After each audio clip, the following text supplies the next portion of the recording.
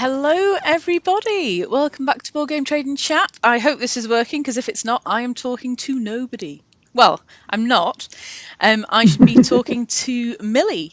But we'll see if this works and if anybody else is there or whether it's just the two of us. Hi, Millie. Hi, hey, yeah, good for a good chat with just you, Leanne. It's all good. If you want other people to come along, but we just chat here. I've had a chance to chat with you for a long while, so it'd be great.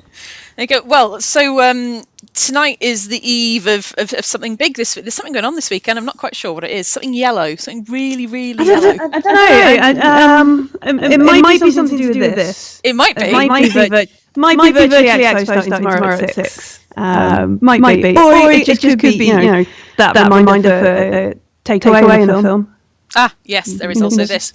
It's a lot of work, I'm guessing. A lot of work. I know we did our own little virtual expo, but it was small fry compared to what you guys are up to. There's lots going on. There's lots of work put in and lots of work going on. Not just by ourselves either, because we're trying to make an event that is as much like UK Games Expo through the medium of your computer or your phone or your tablet, your laptop. We're trying to make it as close to that as possible. And part of that is creating a place for traders, exhibitors, all the folks that you wander around the hall to go and see. Yeah. And what a lot of folks don't see is the frantic setup that would be happening right now in the NEC.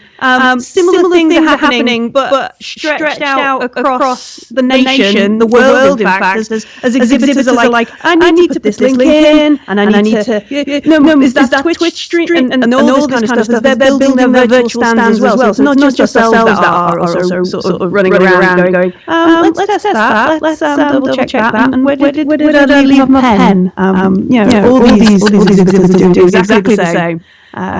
Which is credit to them for the getting to grips with all this new technology. It is a learning technological you think you are and tech-able you think you are. As I have proved trying to get this set up tonight, you need to practice and fiddle with things and tweak things and it's easy once you've done it. It's easy for me to say, jump on Discord, start a voice chat, join the channel, it's fine. But then there'll be people going, join a what, start a what, where do I click, what do I do? And it's that fear of, do I do it wrong? Will I wipe out my entire inventory and my expo stand will be empty? So I think the thing we all panic about is being an expert at it straight away, because before these, in the old times, before this, all we saw was like people who were really good at live streaming, or people who were professional at recording stuff online, and they've got these big rigs and this fancy setup, and then we've got 4 mobile phones, and that old webcam that Dad had in his box of wires that he goes, does this work, Will? And you go, and we think that we think that we have to all be super cool and that kind of stuff, and really it's just about getting online and trying to make that same sort of connection so we don't feel so spread out, so far apart, and just that.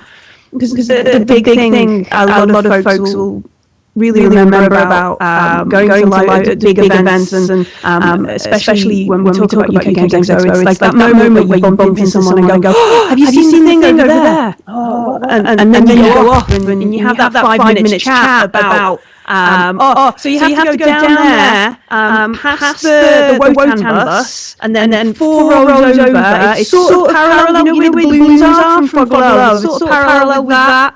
And on there, there's this weird little thing. And it's those moments that we miss. But to have them, you don't need a massive amount of tech to get involved. You just need a little webcam or an app on your phone, and a headset that you probably would use for your hands-free in the car, or as you're walking around listening to, like my headphones that I plug into my phone, are the Bluetooth ones with the little microphone in. You can do it with that. You can just get involved with that. So it feels like we have to be so pro streamers, cool, awesome stuff. But actually, we just need to be us with a headset and a camera. It's shockingly low tech. But that's good, isn't it? Because that makes it all the more accessible then. And as is going online is going to be the same, isn't it? Because I'm guessing there are many people who love the idea of Expo but can't get to it, just like they do with Essen or Gen Con or anywhere else. And this really opens this up to be far more accessible to people now than it has been previously, even though obviously you guys are big on making it as accessible as possible. This takes it to a whole different level. It's been definitely an eye-opener. I mean, talking to some people, I don't know if anybody ever watches More Games Please, Ross from, he's also the community manager for Alley Cat Games. He's been talking a lot about it on his Twitch channel, and putting it in a perspective that I didn't quite get. The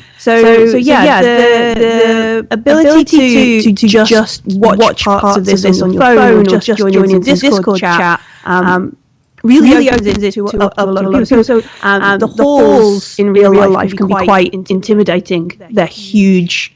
They're full of people. It's loud. If you get so far into the hall and suddenly you're feeling a little bit overwhelmed, it's a long trip back. And the anxiety of that kind of stuff, like heading out, right, well, what happens if I do get out there and then I don't know how to? That kind of anxiety can almost stop you heading out in the first place. But in this case, what happens if it's a little bit overwhelming? Well, there's 3 little letters that are BRB, and nobody's going to be upset if you just take a moment and chill out, or if you just have to put the device down and step away from everything that's going on, or put a tab on mute. So the options to see a little bit of what you could see at a physical expo are opened up to a lot more people that previously might not have got the chance to see it. And then also, what happens if you're in Australia and you want to see what UK Games Expo is like? Yeah. You just have to get up. You just have to get up slightly early this time, rather than a 12-hour flight and thousands of pounds. So there's the option for it to be accessible in ways that previously wouldn't have been easy. So that's definitely an eye-opener when we started to work out and started to hear about those kind of ways it's going to be open to other folks. Oh no, that is definitely going to be awesome. So what obviously I've looked into some of this. I used to be a volunteer and obviously haven't been able to this year, but I was a door troll. I'm proud of it. Yay. Hilton door troll. What's going to happen with these broadcasts and these streams? Are they going to stay up for people to view later? Are there certain ones that will only be live and other ones that will be captured and hosted remotely? What's going to happen with those? Because I know everybody can't get through to everything they'd like to. And actually people may get around more in this expo than they have in previous expos. Yeah, so in terms of like live streams and online video content and all that kind of stuff, there is going to be more produced than you could physically watch this weekend. So don't panic. Just pick what you think would be the most engaging. Because through things like YouTube or Facebook Live or Twitch, you'll get to watch it again later. Most of them will be recorded. We'll be putting anything that the UK Games Expo records onto our YouTube channel. I think we're also going to edit bits down, so we'll share some on our Facebook page, maybe a bit of Twitter and that kind of stuff. So look for the things that you just can't wait to see, or you're desperate to get involved with. I don't know if probably quite a few, because of the size of the group, somebody's going to know it. Dave Loser, the Lulzapalooza, and This Old Game is Broken. On Sunday afternoon, testing myself now. Sunday afternoon, he is going to be playing a big game with everyone. And when he says everybody, he means you as well and me. Is Chewy watching? Chewy might be there. Chewy, you get to play as well. And yeah, everybody who normally is too far away, all you have to do is download this sheet in advance. And Dave will run the game on the screen, and then we join in along as well and try and all play the game together. So things like that aren't going to be as great when you turn up and watch it later on in the VOD, the video on demand. And they're more fun if you join in, especially if you want to and you get involved with the chat and you like, oh, I put my triangle piece over here in the corner, whatever the game will be. I think it's Isle of Cats. Okay. I think he's playing that. He's doing lots this weekend. You're best checking out with him what he is. But the game on Sunday. So it's best if you join in. You can play it later on and perhaps get a better score. But events like that are very definitely best to get involved with. There are some question and answers on not just on the UK Games channels, but also a lot of the exhibitors are doing. I think there's Cosmos are doing a Q&A with Sophia Wagner. Who've done Razzia. So you can't ask questions if you're not there live. Yeah. So those sort of things, it's worth kind of going through the events on the website and finding the things that you like the best or the things that kind of excite you the most.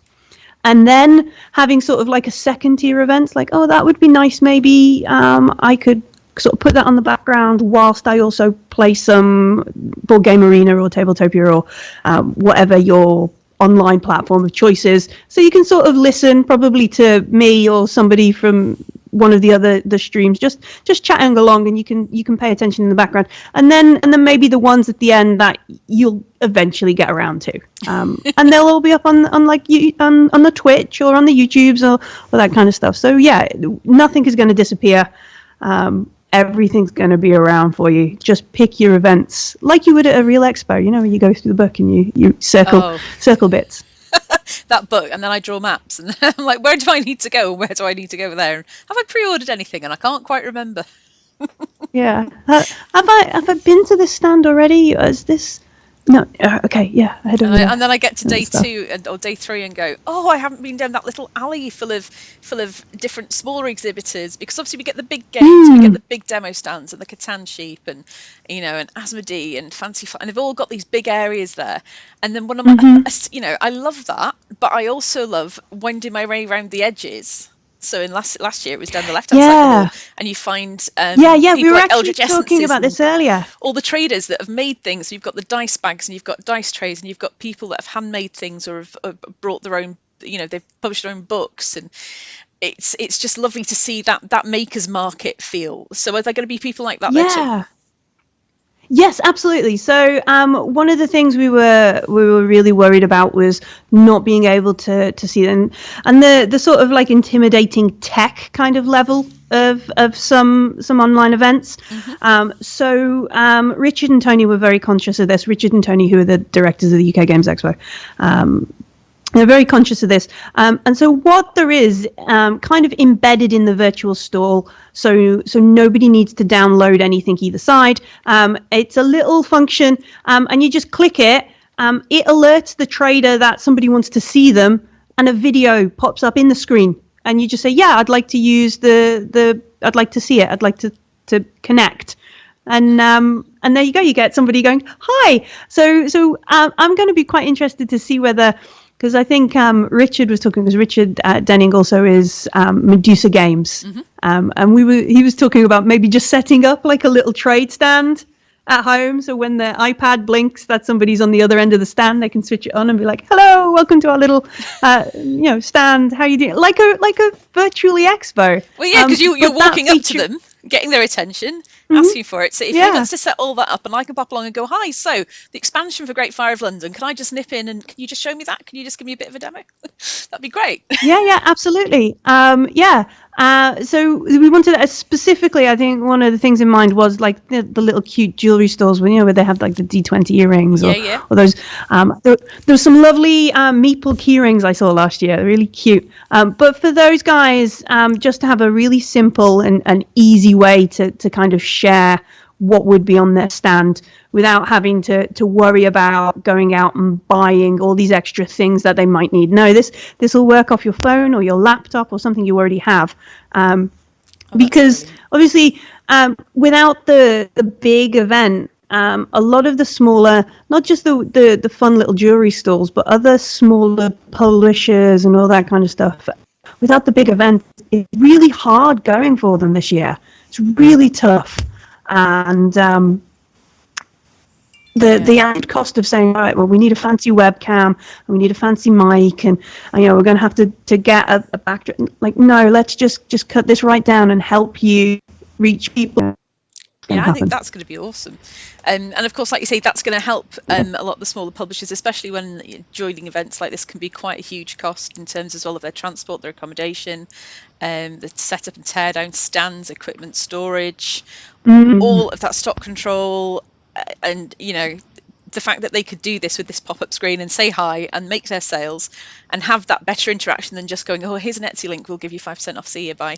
I think that could really help, because then they're going to get those games out there, and yes, there's going to be postage costs associated, and how they figure that out with customers is their own call, but it makes me feel that they've got, this might give them a decent chance and a decent boost, especially when they may have wanted to go to 5 or 6 other cons this year and promote their games and sell them, and haven't been able to do that, and they're all going to be feeling about now. Yeah, I think it's a really interesting time, used in the traditional "may you live in interesting times" sense there, really, about what's going to happen and how things are going to go forwards after this. I know one of the first events that is going to be streamed is I think Richard and Tony, Peter Atkinson from Gen Con and that kind of stuff. A couple of industry heads literally talking like, what the heck has happened to the industry? Like, what can we do? What can we go forwards? What is the new normal? And just kind of discussing what we can do in the future and how we can move and keep the board game industry rolling and sort of moving forwards. I know for a lot of folks that the whole point of big events like Expo and Aircon and Gen Con and Essen and everything like that is getting together and being with your friends, sharing that game time at the table. But a lot of that only happens because we have such a number of board game traders, board game makers, publishing companies, and the big sort of people who support the other side of those events. Yeah. So it is quite vital that folks go out and engage with them, and even if you can't afford to do your annual expo splurge this year, still go out and support and share the websites or the Twitch or the events that these publishers are doing, because that will in turn help them a little bit more going forwards, and keep everybody around. So I know we're trying our best to make the community part of it. We have a really great Discord server that's not little anymore, and there's a queue there, so we're trying to keep the sort of spirit alive. If you join the queue on the Discord server, all kinds of weird and silly things happen. We were laughing earlier. Kate, if anybody has seen Kate, marketing manager, she's affectionately known as Tigger because she's just full of energy and bouncing around. She joined the queue and the bot gave her this prompt, which was like, Kate reaches the front of the queue, eats all the chocolate and does 10 laps of the event. And it's like, that's startlingly true. Perhaps it's gaining sentience and now we should worry. But we're doing lots on this Discord server to engage and bring that community aspect to it. But it's also these events are a little bit more than that as well. It's important to engage with the traders, big and small, and just let them know you're still there and you're still ready for them, and can't wait to see them next time we get nearby. That's it, because as much as some people may say that these events aren't their bag and they don't like, I go to meet my friends or people that I haven't gamed with recently, they might not feel a virtual event totally captures the enthusiasm and the atmosphere, and it won't. It'll be very different. Then it is important for them to realise that actually, if you don't support this going forward in whatever shape it can manage it right now, there won't be the other to go back to, and we do need to keep the industry turning over, and we do need to keep people feeling supported, and that's important. Yeah, I mean, and I think I go to see my friends and join in that, and we are still connecting with our friends. Like, so the board game trading chat group, it's huge. There's loads of posts all the time. We all know each other is still there and still getting involved and still arranging socially distanced games or bubble games and that kind of stuff. But some of these publishers are just sort of out there in the ether, wondering if we remember about them. Do you remember that we made this game?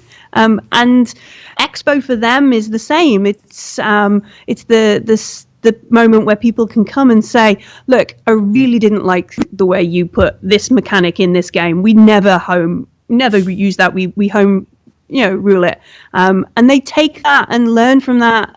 Look, we really love that you offer free postage, but we want so much, you can't be making any, whatever it is, the chats you want to have with traders and share that. I just don't like that you put no red player tokens in this game. Can we have a red expansion, please? Yeah, can we have more purple, please? And maybe 2 shades of purple, because I always play purple and I keep meeting people that play purple. It's very inconvenient.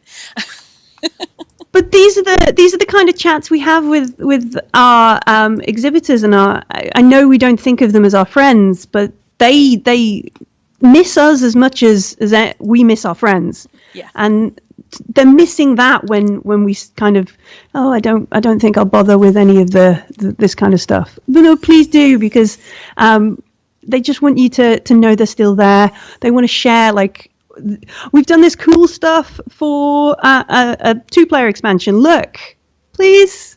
Back to the Great Fire. And if we oh yeah we have been joking, because we've been trying to share how you can get involved with exhibitors, and also how exhibitors can build their trade stand. Obviously, Richard is doing both. He's both building the Virtually Expo and building the Medusa page. So we've kind of been joking there every time we've been like, this is how you do it. Look, this is the Medusa. No, there will be more exhibitors than Medusa games, honest. It's been like a bit of a behind the scenes sort of running joke. Like, we need to, but now there's loads of exhibitors out there, and we've been showing on some of the Twitch streams we've been doing other bits and pieces and how other exhibitors have engaged. But back at the beginning there, it felt like the Medusa game show. That's it. You've got to be a great publisher to get your own expo. I think that's a phenomenal achievement.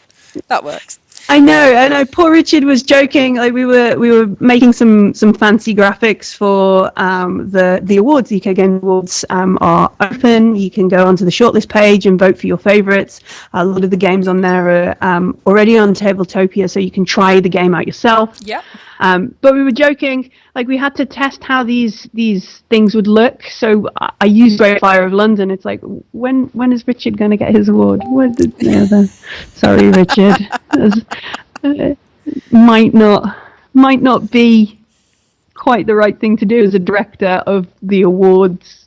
Yeah, no, maybe not. But at least we've got a nice pretty render of Richard's games looking all cool and fire around them and stuff. Well, that's it. It's all awesome.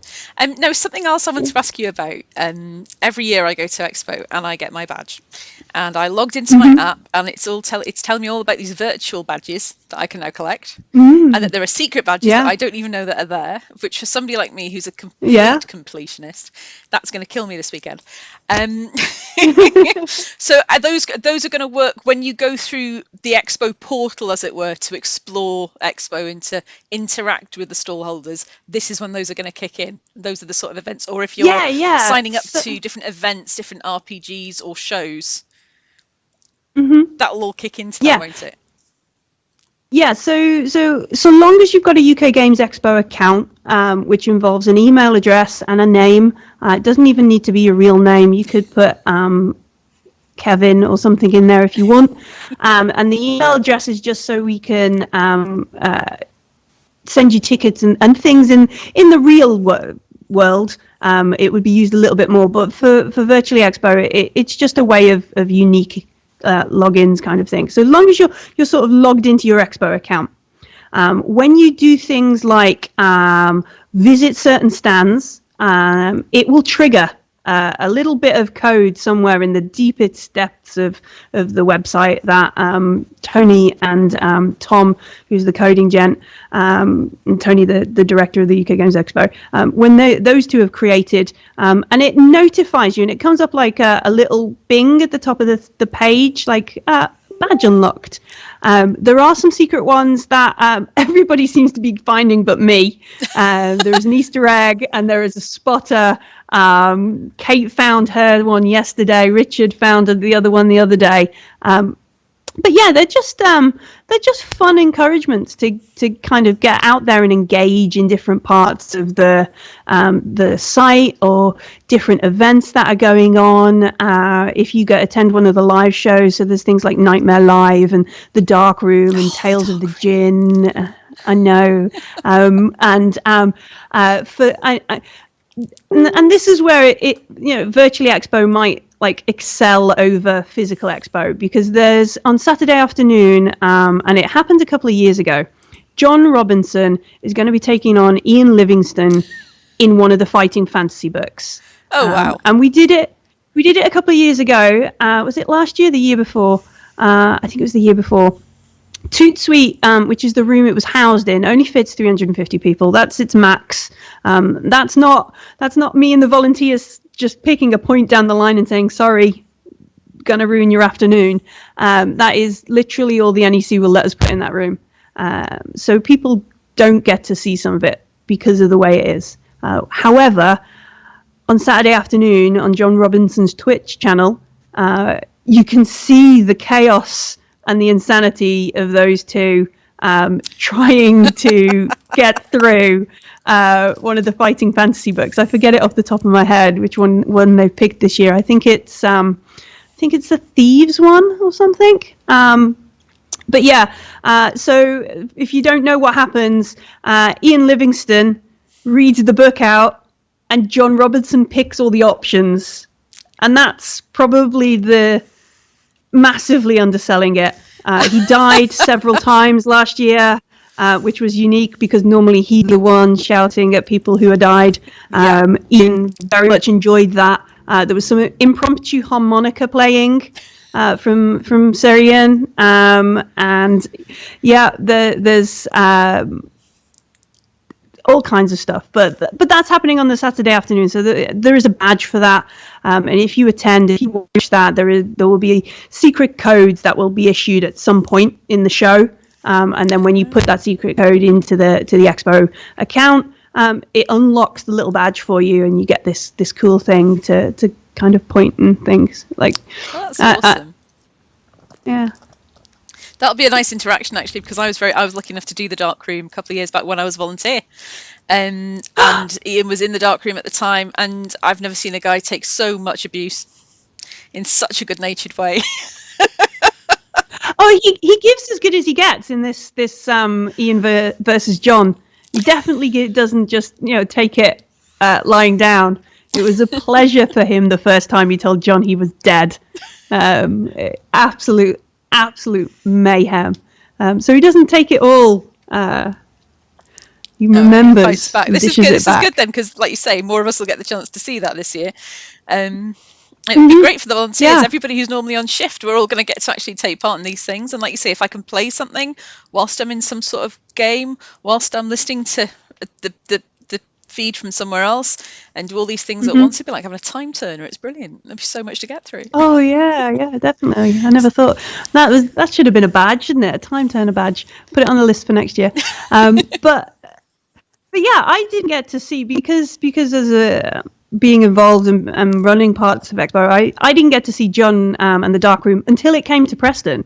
Oh man! so it arrived. He did it in Preston, and at the end of it, I said hi to him, and he was thoroughly confused at me being in the wrong. It was a brilliant moment. But I've never watched the Darkroom at UK Games Expo. I had to wait for it to come to my hometown to see it. Oh no, that I can just imagine his face. If you can confuse JR, then that's impressive. To be fair, I know I told my kids all about it, and when they came to Manchester, I took the youngest to watch it, and he was in absolute stitches. And John completely forgot that it was a family-friendly performance, which made it the best kind of family-friendly performance. I think he only promises to have 5% less swearing. That's all he promises, 5% less. He is doing a Darkroom kid-friendly version on Saturday, I think. And there is a separate badge, a kiddie Darkroom badge, if you take your kids to that one and watch it all together. That's it. Mine's still begging me that he can play it on Steam. I'm like, no, mate, no. There are some lines I cannot cross, and that's one of them. You're 12, yeah. No. Yeah. So how much more have you guys got to do now to set up? Are you still are you working all night, or? No. I think there's just myself and one or two others. There are some publisher design events that are happening this evening.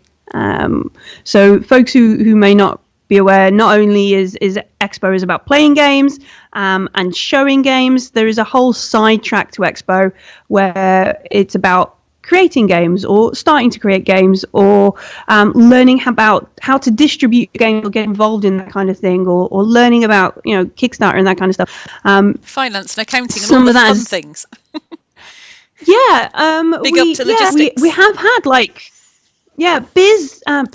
Bez shared some business inside information last year. She went through what she actually makes on games and how the margins and what literally dispelling a bunch of myths. So that was all part of the publisher designer last year.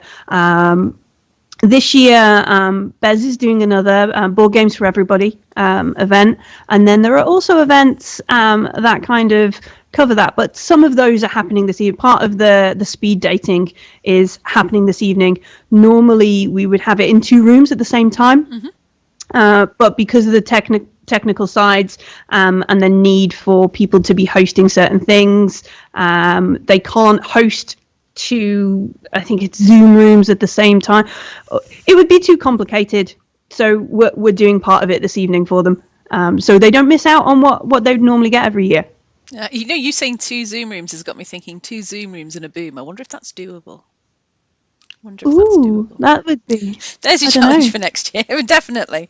Virtual, maybe. I don't know. So lots more extra things this year. Lots more, many different things for people to try. But like you say, to unlock your achievements and your badges, to interact with the stall holders face to face, just as if you're queuing at the right store. I'm guessing VJ's cosplay won't be there for me to hire again, but I can at least dress up myself if I want to just jump onto camera. And you guys won't be able to. You won't have to kill your knees this year. You won't have to go around rolling out street names like 10 men. It's great. No, I've never taken part in that. I've somehow dodged that bullet. But no, there's no floor laying for the folks and desperately trying to make sure they're all perfectly straight. But there is a cosplay channel over on the Discord page. Brilliant. So you can share, and I understand there's going to be the virtual equivalent of a bit of a cosplay parade a couple of times over the weekend where you can get involved and share yours. It's already open now, the cosplay channel, and it is really nice. I've nipped in there a couple of times, and they're all talking and sharing pictures of different costumes and different events from they've been. Not just from Expo, just all events there, and people are like, oh, that's a beautiful thing. Did you hand sew that and that kind of stuff? That conversation is going on, which is really nice. We will be opening a Chow Street. The Chow Street. There's so if you're a bit like me, I love seeing pictures of food. I know some other people don't. This year I'm sorely missing my 3 square Becky Bargy meals a day, but we've got a Discord channel called Chow Street where you can share your pictures or even just your 17 brews that you have across the day and talk about the food and try and recreate that, the outside the front of the Hilton where Chow Street normally is, all the vans, and you just sort of hang out, eat some food, just talk about whatever you've been up to and like get food envy because you queued up for Bargies, but somebody did the stone baked pizza queue, and somebody else did the hot dog queue, and now I've got food envy. Yeah. Yeah, I had my hot dogs for tea tonight, and now you've told me that, I'm thinking what I should have done is also done some pulled pork and piled it on with some crispy onions and taken a picture, and I'll have to have hot dogs again tomorrow to be able to do that, and then a noodle bowl, and then the crepes. Oh, the crepes from Chow Street. Yeah. Yeah. So if you are into that, or not, I mean, so somebody was talking about how they were just going to share their massive pile of sweets they've stockpiled. Look at all my sweets. Yes. Yes. Oh, it's going to be awesome. There is so much for everybody. So much. Probably. Yeah, I think like a real expo, desperately trying to get to as many events as possible is a thing still. So many things. Oh, the excitement, right? So if people, I was going to say, do you want to shout out where they can find it? But it's all there, written around your head like a little speech bubble. It's all going on above you, around you. Yeah. Look at that. Look at that. It's even got the Twitch streaming, which is I like, because we only started our Twitch streaming. We started it on what would have been Physical Expo Mark 1, the May weekend, and so it's here now. UK Games Expo Twitch.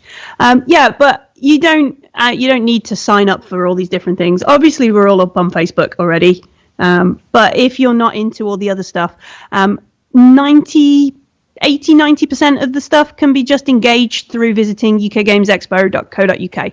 Yeah, and let's be clear as we say that. On there. UK Games Expo.co.uk. Because when I read it, that's not what I read.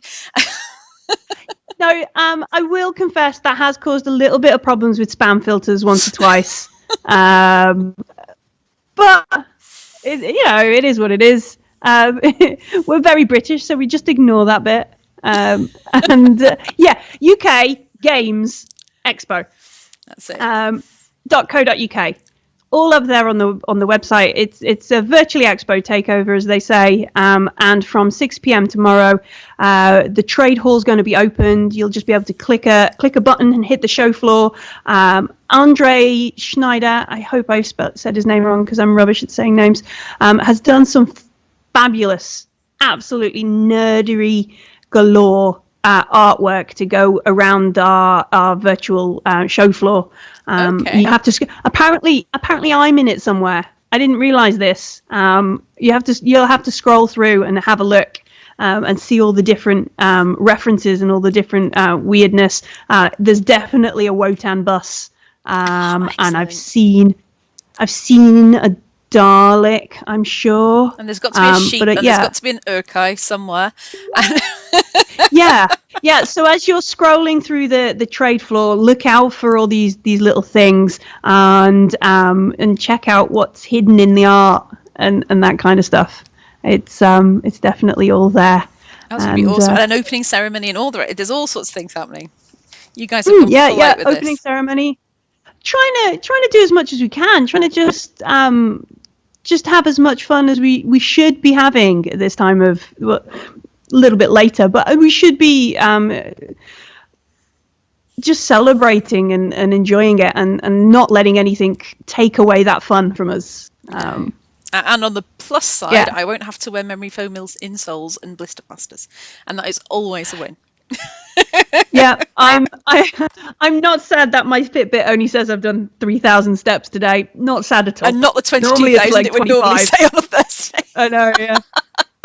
Not regretting that at all. I think John, who is John Dodd, who's one of the floor managers and does the RPGs, frequently his feet look so sore at Expo.